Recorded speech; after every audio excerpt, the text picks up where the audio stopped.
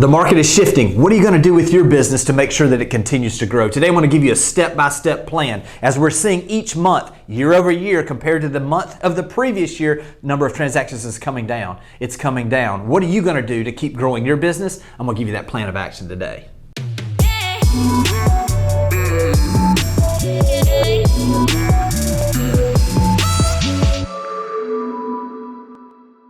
One thing we can always count on is, especially in the real estate market, is that change will occur. Change is happening right now. We're seeing this, and we look at the numbers for the number of transactions closed this month versus the year previous in the same month. We're beginning to see some of these things begin to pull back the number of transactions. The question is what do you do in these situations to make sure that your business continues to grow? And that's exactly what I want to talk about today, because there are some steps. Listen, I've been here before. We've seen shifts, both the shifts that were a little more dominant, some of these shifts that we're seeing right now that I don't think are going to be dramatic, but we are seeing a change, is the opportunity of a lifetime really for you to go out there and start evaluating exactly what's going on. That brings me to number one. The first thing you should do, evaluate your business. What is it that's working in your business? I would encourage you, go back and take the listings you've taken in the last 24 months, go back and look at the closings and transactions you've had in the last 24 months and break them down. Where did they come from? Were they from sphere of influence? Were they from farming? Were they from referrals? Were they from online leads? What was it, and where were your transactions being generated from? What happens sometimes is that we just get so busy doing the business that we don't take the time to evaluate exactly what's bringing the business in for us. Now's a perfect opportunity for you to go out there, look at those past transactions, and evaluate exactly what it is that you're doing that's generating the majority of business, and go all in with that strategy. The second thing to do is to make sure that you're staying in touch with your past clients. Reach out to your past clients, even the ones that you haven't talked to in a while. Reach out to them and just check in. Say, hey, just checking on you guys. Been a little while, been a crazy year. Just checking to see if you guys still love the house. If you'll just make that contact, just check in on them, see how their family's doing. Have no agenda about selling them something or listing their house. Just be a real person. During times of transition, especially in the real estate market, those conversations you have leverage like never before. I talked about this back when the pandemic first started. Just calling your people, talking to your people, just asking and seeing how they're doing. When you build that relationship and you deepen that relationship, I promise the transactions will follow. Number three is unsolicited video CMAs. Listen, I don't know how much or how many times I have to say this. I don't think there is another strategy out there that is better and will help you add more value to your clients and to your business than going out and providing people with an updated idea of their value, especially video, doing that with a video that I know of. There's nothing out there right now that I can see where we've had such a move in prices where people are wondering what their value is. If you reach out to those people that are your past buyers, maybe it's those people that met you at an open house a couple years ago and said they might sell in a year or so. Maybe it's the people that have already mentioned to you, hey, we're going to wait until the spring to think about selling. Whatever it is. Maybe it's just people in your farm that have reached out for an updated valuation the last couple of years. Go out and give them value in a way that no one else is doing it. A video unsolicited CMA. If you haven't seen one of those, you can look above if you're watching this on YouTube, and we'll have a link to that strategy where you can see exactly how to do it. But I will say this. I did this in 2018, the last quarter. We're coming up on a time where it would make a lot of sense to do this every single day, do one of these video unsolicited CMAs. I did 72 of them. I listed over $11 million. I'm telling you, this is one of those that I know. If you'll do that right now, your business will not only look good now, but this will feed into the coming months and to the coming years as well.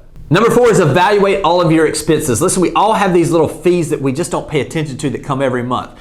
Go and look at your credit cards. What is it that you're subscribed to that you're paying $10 a month for that you haven't used in a while? Unsubscribe from those things. Cancel those things.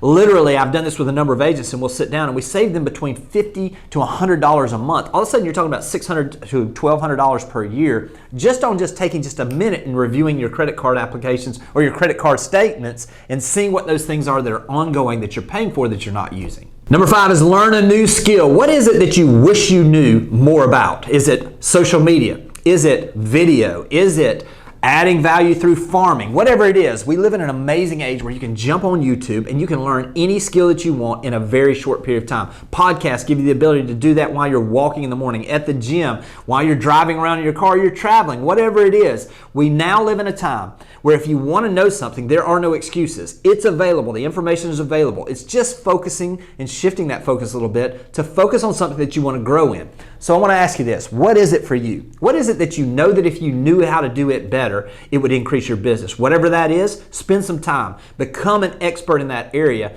and I promise it's going to benefit your business. Number 6 is double down on farming. Listen, farming is the basis of our business. When you're at a place where you're wanting your business to grow, find another neighborhood, or find your first neighborhood at least, but find another neighborhood where you're the expert. Look for a neighborhood that doesn't have a dominant player. Find a place that has the opportunity that your investment of time and your investment of money is going to make it more valuable for you to go after that and become the dominant player in that specific neighborhood. Also, what I would encourage you to do is do the old school farming, doing the mailers, sending the just listed, just sold. Do the basics there. But also, don't be afraid to go out there and do some electronic farming. What I mean by that is developing an email list of the owners in that community. If you're curious about that specific strategy, which I love, and it did great in my business, you can hit the link above. You'll see that. It'll give you more information on a video we did on that. If you're listening to this on the podcast, we'll have that in the show notes as well. I would just encourage you. The things you've been doing to generate sellers, now more than ever, double down on your farming, and I promise the number of listings is going to go up. Number 7, network with feeder market agents. Build some relationships. Is there a specific market where agents are sending people, or people are coming from, that are moving into your area? Or is there a specific area where the people that are leaving your market are moving to? You see, when you get to the point where you realize that there's a lot of money out there in the referrals, not just for referrals you send out, but referrals coming in, go and spend some time. Invest in building those relationships. Send them some gifts. Talk to them on the phone. Give them a call. See if you can jump on Zoom for 10 or 15 minutes and talk about their business and ask them questions on, is there a way that you can help them with people that are moving from your area? Introduce yourself. Give them a little extra. Tell them you'd be willing to pay them a 30% referral instead of a 25% referral. You see, when you begin to build these relationships, especially in these feeder markets with agents, they're going to continuously be sending people your way, which again, take some of the bumps out of the real estate roller coaster, so to speak, and make sure you're going to have a consistent flow of referrals coming your way.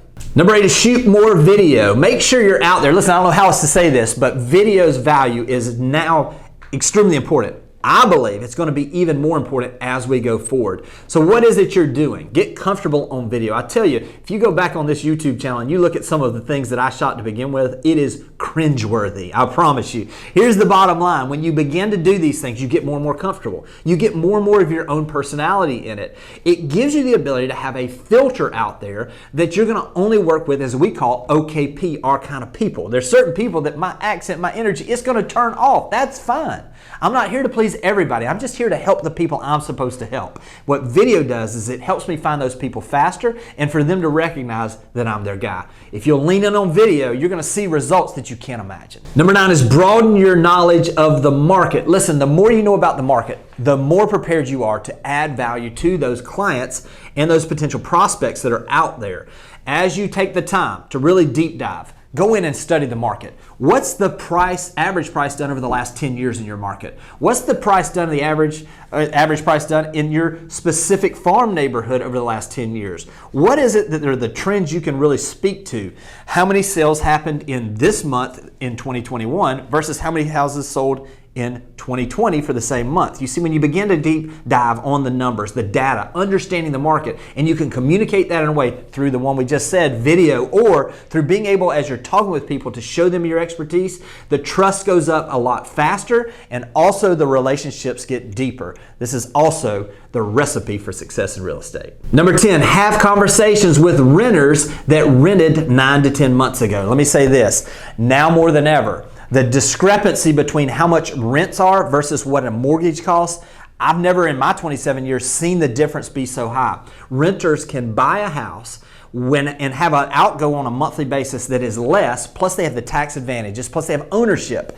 Now more than ever, renters need that communicated to them. So when I say go and talk to 9 to 10 month old renters, go find the place where rentals show up that they were rented 9 to 10 months ago. Most rentals are on a yearly basis. So if you're going back to these folks and you're reaching out to them 8, 9, 10 months, it gives them the ability to just check in and say, hey, just saw where you guys had rented this place 9 months ago. I'm assuming it's probably a 12-month lease. Just wondering if you guys are thinking about potentially buying when this rent runs out, because you may be surprised that actually your cost per month can go down with a purchase from what you're spending on the rent. When you add value in that way and you find these pockets in the market where there's a need and you feel that need, it's one of those situations where people begin to understand that, hey, this guy's just trying to add some value to me. This guy's really looking out for someone that's out there. It also gives you the ability to add another leg, so to speak, on your prospecting, where you've got a systematic approach for leads that are coming in. Go out there and find those renters from 8, 9, 10 months ago, and I promise there's going to be opportunities for you to find buyers in that group.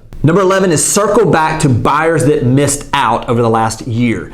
We all have those clients that maybe they missed out. Maybe they were in multiple offers multiple times and they missed out and they just got frustrated and said, you know what, I'm just going to hold off. Now's the time to circle back to those folks, because what we're seeing is inventories everywhere in the country are moving up right now. So where they were looking at, and they were maybe competing with 8, 10 offers when they were making offers 9 months ago, 6 months ago, 3 months ago, now maybe they're only competing with 1 or 2 offers. Or maybe they're in a position where they're absolutely the only offer coming in and they've got a little more leverage than they've had in a very long time. Those folks that were frustrated before, just reaching out to them and saying, hey, the pendulum may be swinging back your way. Are you guys still considering buying? That's a strategy that I know is going to get you some results. Number 12 is put a system in place each and every month. Listen, this is an opportunity right now, especially as we see some slowdown a little bit here where we can catch our breath. Make sure you're doing things right now that give you leverage, that when this thing begins to take back off, whether that be in the spring, whether that be a year from now, whether that be a month from now, when this thing takes back off, you're more in a position to take advantage of it than you've ever been. So what are those things? Maybe that's when somebody lists with you, this checklist that needs to be done, where you have something that's in writing and you just can make sure you've got that system in place. Maybe it's a follow-up system after someone buys from you or sells with you.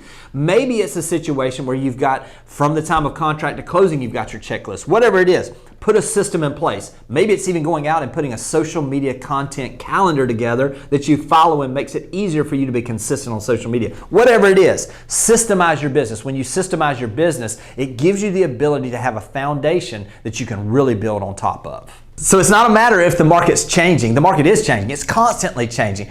The question is, who is it that's going to benefit from this change? The people that are going to benefit are those that really get focused on getting back to the basics. They're putting systems in place. They're reaching out to past clients, and they're doing some different things. If you want different results going forward, you're going to have to do some different things. I hope this list helps you make that move, helps you grow your business while everybody else may be pulling back a little bit. And I hope it's something that you look back on in the future and you say, that video right there, that made a difference in my business. Take care, and I'll talk to you soon.